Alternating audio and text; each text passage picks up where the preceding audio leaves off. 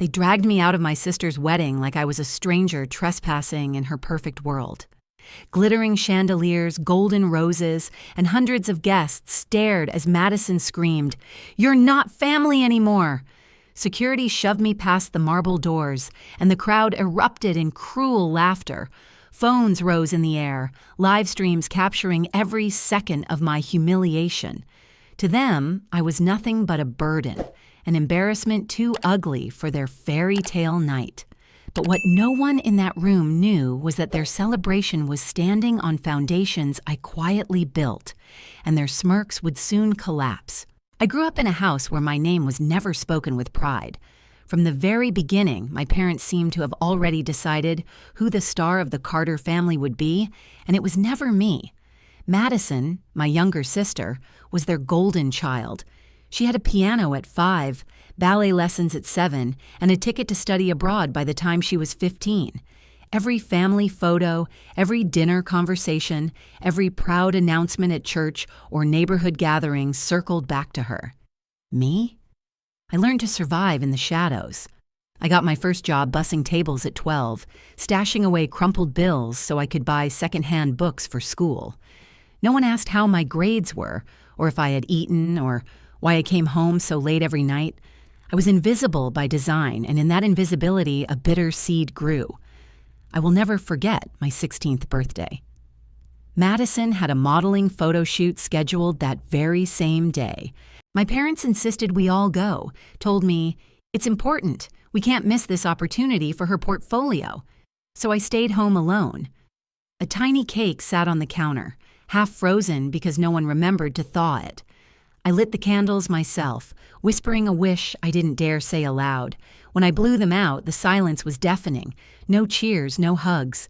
Just the hollow sound of a girl realizing her existence was optional. That night, in the dim flicker of those candles, I promised myself they would never see me break. But promises are heavy when you're young. For years, I carried the weight of being less. At school, teachers looked at Madison's achievements and compared me without hesitation. At home, my father carved the hierarchy into stone. "Madison is our pride," he said more than once, staring at me as if I were a mistake carved out of flesh. The rules of our family were unspoken but clear.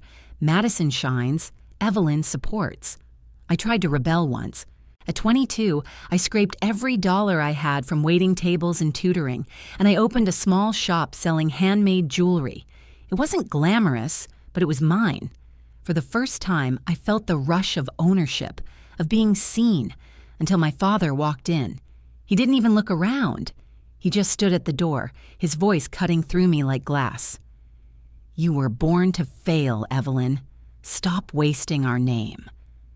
Then he turned and left, not buying a thing, not even pausing long enough to notice the tears welling in my eyes. That sentence became a scar I carried everywhere. Born to fail. I wore it like a second skin, invisible but constant. Every time I tried to rise, that voice echoed, "You're not enough. You'll never be enough." And Madison? She wore crowns, sashes, and accolades. She was photographed, applauded, cherished. I stood outside the frame, watching, clapping when I was expected to, smiling so I wouldn't ruin the picture. I remember one winter evening standing outside our living room window. Inside, my mother wrapped Madison in a thick blanket, kissing her forehead as she complained about the cold. I stood in the snow, holding grocery bags from the shift I had just finished. My hands were raw, my body numb. But no one opened the door for me. I didn't even bother knocking. I just stood there staring through the glass at a family I was born into but never truly belonged to. I am not telling you this for pity. I am telling you this because every wound leaves a map, and my map led me here. I became the ghost of my own house, the forgotten daughter, the invisible sister. And yet in that invisibility, something dangerous was growing. A quiet kind of strength, the kind that only comes from being denied over and over again. For years, I asked myself why. Why was Madison celebrated while I was discarded? Why did my mother only have hugs for her? Why did my father only have venom for me? The answers never came. What did come was resolve. If they could not see me, then I would make myself someone the world could not ignore. The night of my 16th birthday still burns in me. Sitting alone, whispering into the void, I vowed that they would never again see me cry. They would never again see me bend. And as the years unfolded, with every cruel word, with every neglectful glance, I repeated that vow in silence. That was the day I swore. They would never see me fall. The years after leaving home were the hardest of my life. I carried nothing but a duffel bag and the echo of my father's voice. You were born to fail. Those words followed me into every cheap apartment, every night shift, every rejection letter. I tried to outwork the label, but no matter how hard I pushed, the world seemed determined to prove him right. I scrubbed tables in diners where no one remembered my name. I filed papers as an assistant for executives who never looked me in the eye. Some nights, when rent slipped out of reach, I slept in my car with a blanket that never kept the cold away. The city lights outside the windshield were harsh reminders of how far I was from belonging anywhere. There were nights I whispered into the darkness, "Am I truly worthless?" Sometimes the silence agreed with me. Other times, the faint hum of traffic made it feel like the world was laughing at my struggle. Madison's online posts didn't help. She had a way of making her barbs public without naming me. One status read, "Some people should just stay home where they belong. Chasing dreams only makes their failures bigger." Everyone who knew us understood who she meant. Her words spread like fire, collecting cruel likes and heart emojis from family friends. Still, I kept moving. Failure became routine, but so did survival. Every dollar saved was a rebellion. Every day endured was proof I hadn't broken yet. It wasn't glorious, it was grit. One winter morning, I was working a shift at a cafe near downtown. My manager hated me, mostly because I asked for extra hours. I had a notebook tucked under the counter where during lulls I scribbled numbers, trying to make sense of the stock market trends I read about on borrowed newspapers. Numbers had always been my safe place, clean, logical, stripped of favoritism. I traced patterns on the page, predicting rises and falls like a private puzzle no one cared about. That's when a voice startled me. "Did you make this?" A man in a charcoal suit, clearly out of place in our small cafe, held up my notebook. My heart dropped. He must have seen me slacking. I stammered, "I'm sorry, I was just—" He interrupted, his eyes fixed on the messy chart. "This projection, it's not just good, it's precise. Do you realize this could turn into millions?" I thought he was mocking me, another cruel stranger who saw through me. But his tone was serious, his gaze sharp. He introduced himself simply as Daniel, a private investor who preferred to stay in the shadows.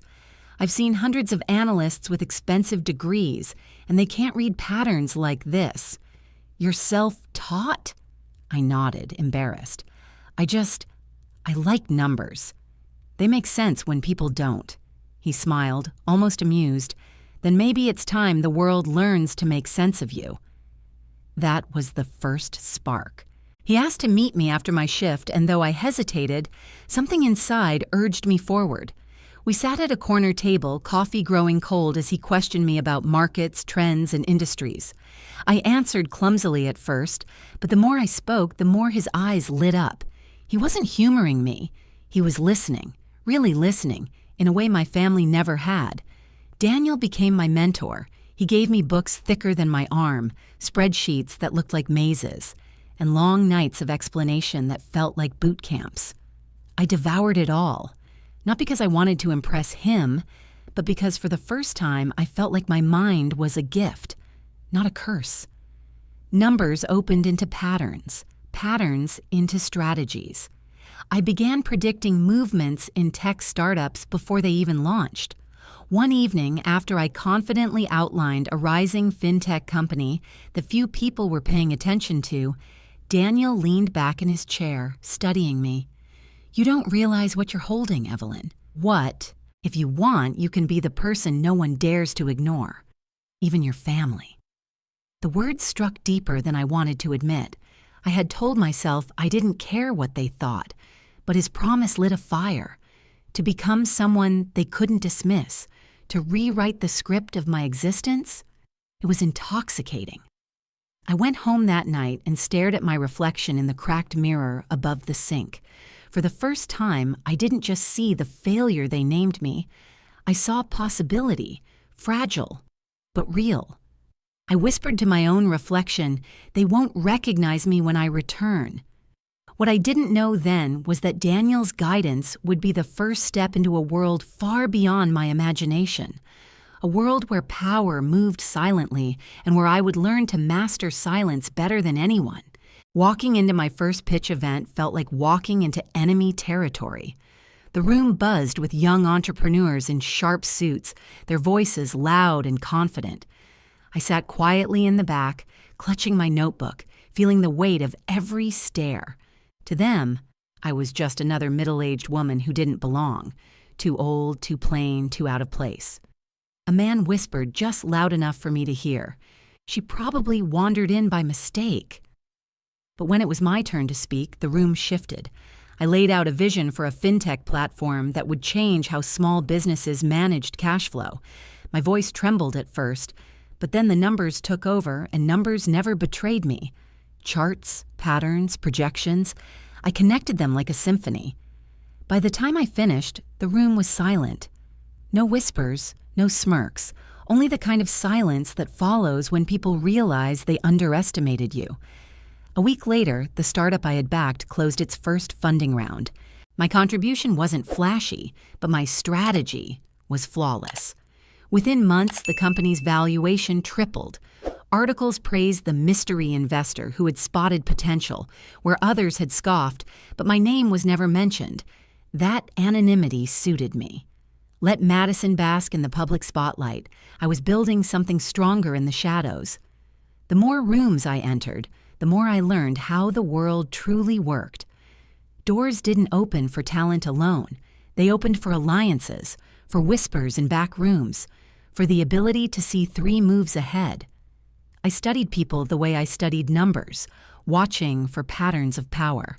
And soon, the same men who had dismissed me began lowering their voices when I walked in, unsure if I was the ghost behind their competitors' sudden success. One evening, after another successful pitch, a CEO leaned close, his voice low. "Evelyn," he said, "let me introduce you to someone who sits closer to the government than you'd believe." His eyes gleamed as if he knew I was ready for the next tier. My heart raced, not with fear, but with the recognition that the world I once thought closed was slowly unlocking, one door at a time. In the following years, I became what some in the industry whispered about but could never name. A phantom investor. I didn't chase headlines or photo shoots.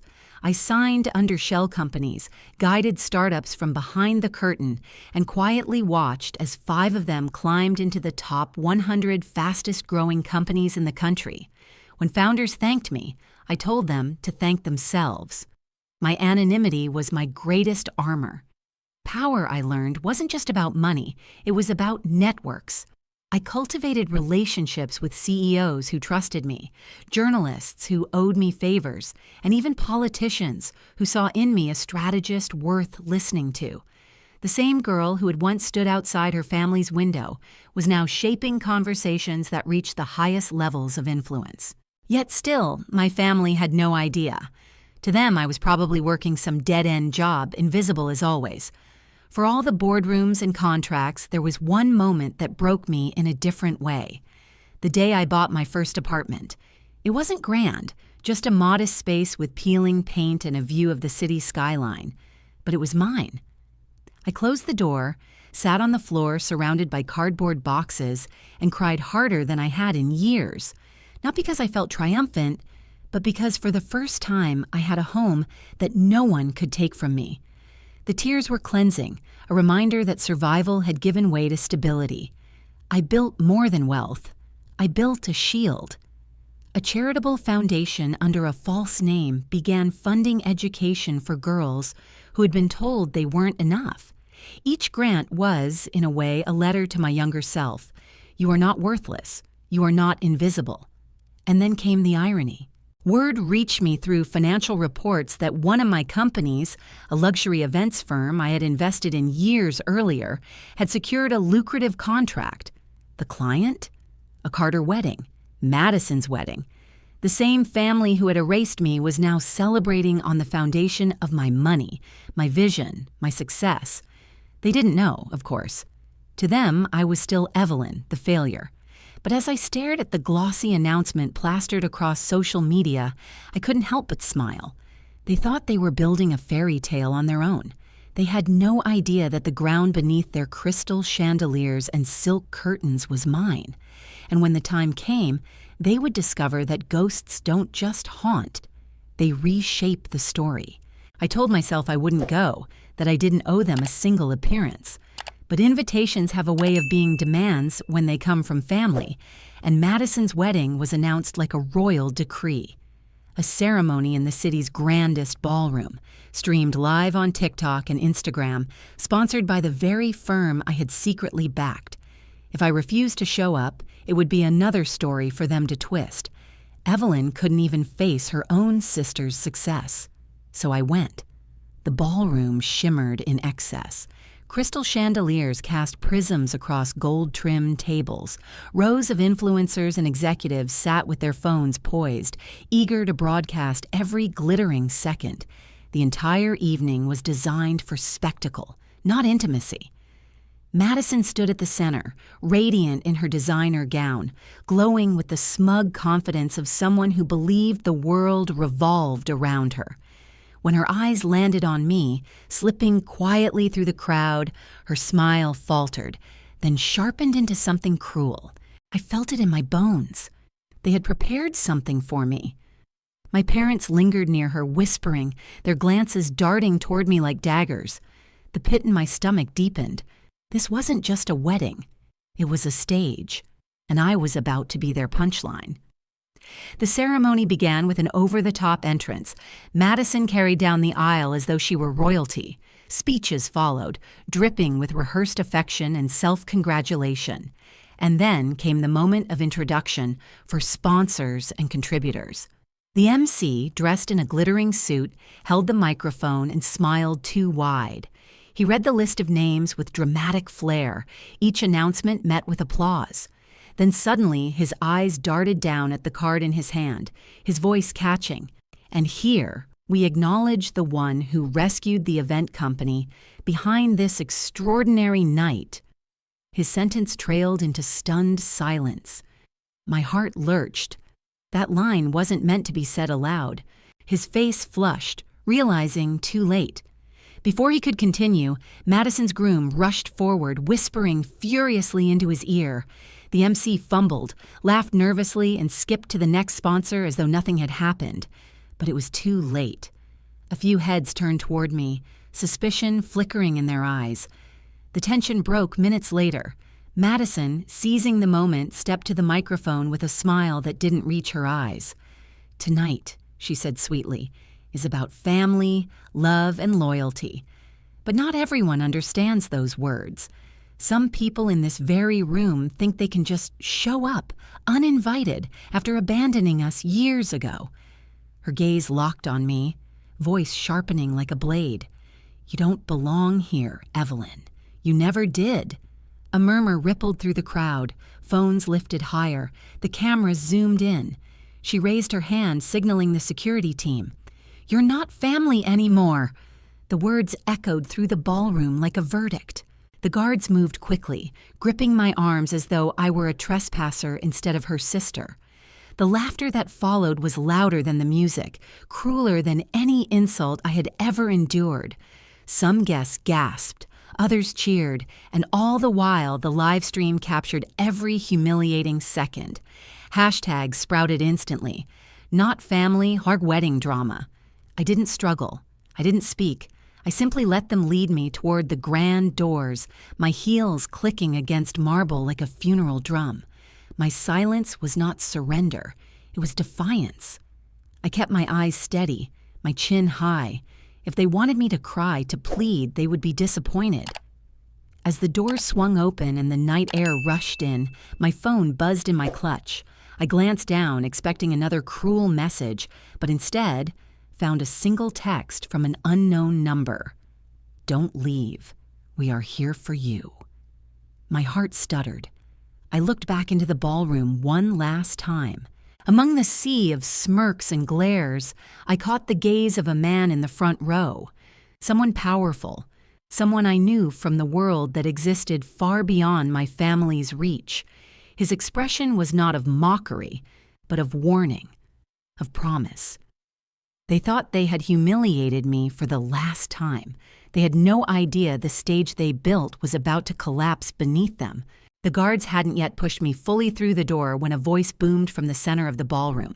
"Touch her again, and you'll regret it!" The command froze the room. The guards stiffened, turning toward the source.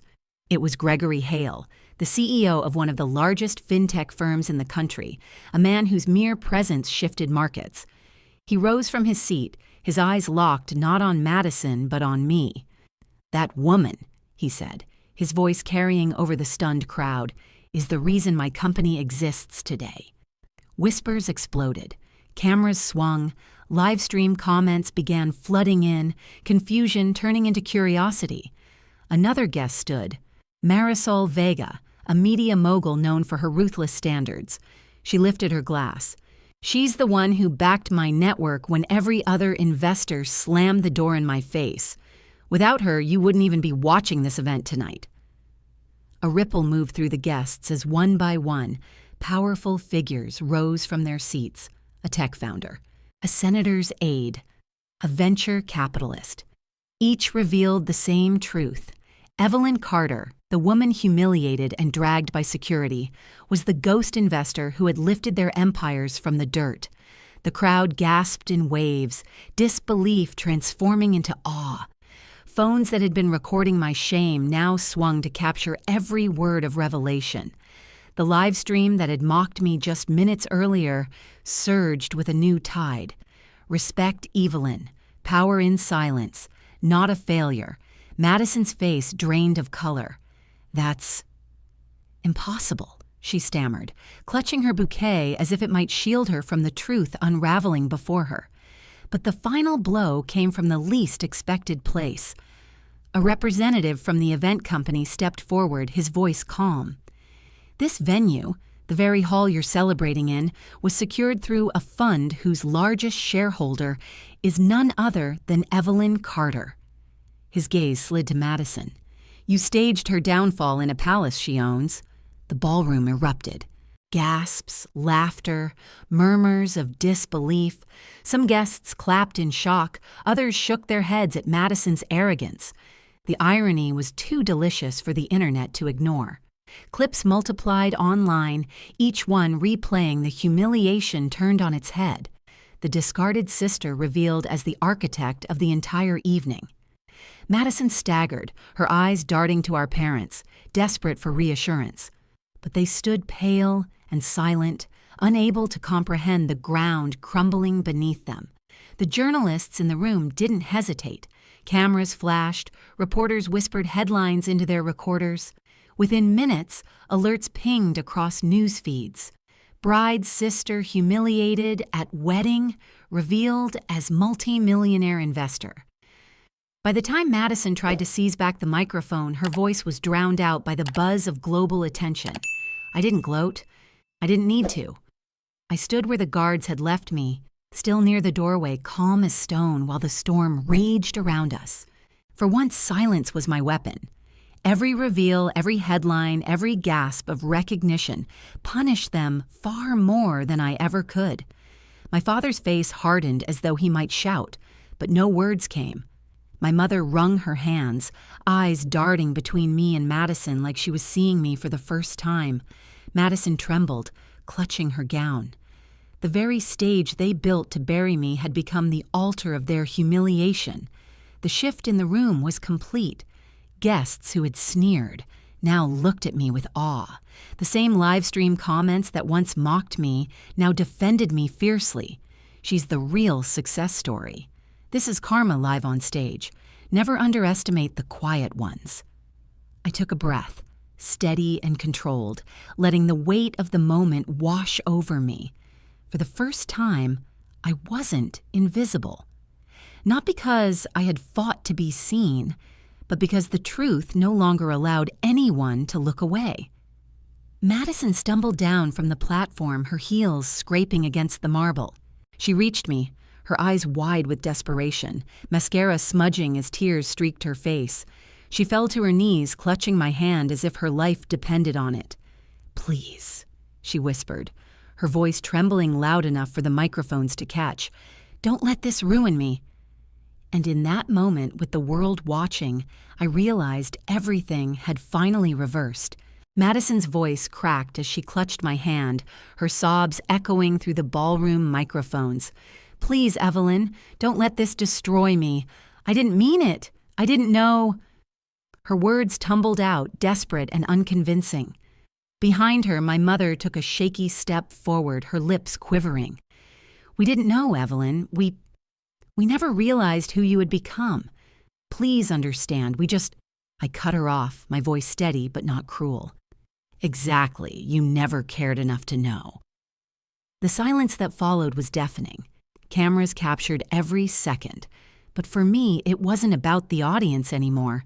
It was about the years I had spent invisible in my own home, the moments when their ignorance had cut deeper than any insult.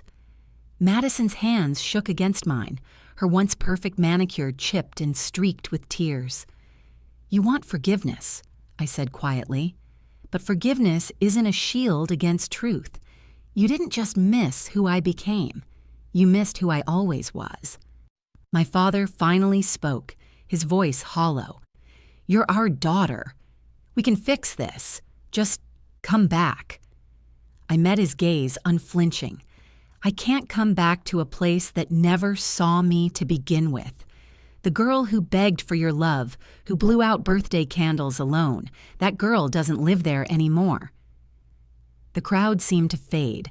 The live stream, the flashing cameras, even the whispers, all of it blurred until I was standing only with them, the family that had wounded me most. My eyes stung, tears welling not from anger but from a grief I had carried too long. For years I had told myself I was stronger without them, but strength doesn't erase longing. In that moment I cried, not because I wanted them back, but because I mourned the childhood stolen from me, the warmth I never received. Tears slid down my cheeks, silent confessions of pain that success could never erase. I drew a breath, steadier this time. I'm not closing the door forever. If you ever learn to see me, not the failure, not the shadow, but me, I'll be here. But until then, I won't stand in the corner of your story anymore. I'll write my own. Their faces crumpled, but I felt no triumph in it, only finality. I turned, and as I walked toward the exit, I felt the air shift. The same guests who had laughed earlier now stepped aside, their eyes filled with a respect I had never known. Gregory Hale fell in step beside me, Marisol Vega just behind. Other powerful allies rose from their tables and joined, a silent procession of acknowledgement. It was as if the room itself had rewritten the script. The woman they cast out now walked as the center of gravity. The grand doors opened, and I stepped onto the crimson carpet laid outside the ballroom. Flashbulbs erupted like fireworks, but instead of shrinking from the light, I let it wash over me. For once, I wasn't the forgotten daughter. I was the woman who had carved her own place in the world. In that glow, a memory flickered. My 16th birthday. A dim kitchen, candles flickering on a frozen cake, my own voice whispering a wish into the void. Back then, I had sworn they would never see me fall. Now, I was walking proof of that vow, no longer a shadow but a presence impossible to ignore. I paused at the edge of the carpet, looking back once. Madison stood frozen in her gown, my parents pale behind her. The ballroom that had been their stage now felt like their prison. I didn't gloat, didn't wave, didn't linger. Some stories didn't need words to end. I turned forward again, stepping into the night with dignity. The flashing lights followed me, but they no longer felt invasive. They felt earned. As the car door opened for me, my phone buzzed. A message lit up the screen from an international number. "Evelyn, the board is ready. The global project we spoke of is moving forward. We need you in Geneva." I exhaled, the weight of the night lifting from my shoulders. The wedding had been a battlefield, but beyond it stretched a horizon they could never touch. The world was waiting, and for the first time, I felt entirely free.